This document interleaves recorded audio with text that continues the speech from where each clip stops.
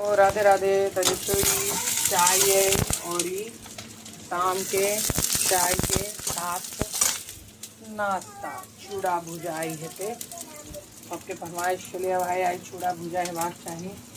तो बहुत लोग खाली नहीं तेल में चूड़ा भूज रहे छथिन, लेकिन हम मूँगफली भूज लेलहुँ हैं आ कनी प्याज भूज के आब में चूड़ा डाल देवे, बहुत स्वाद हो छै।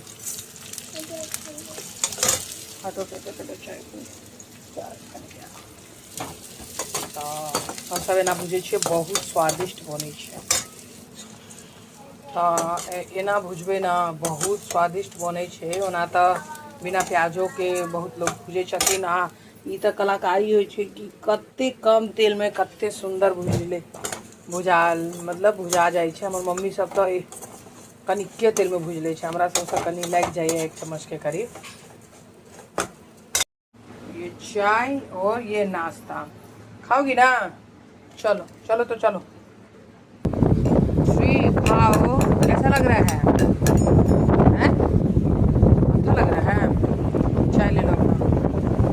अच्छा तो लगता ही है ये।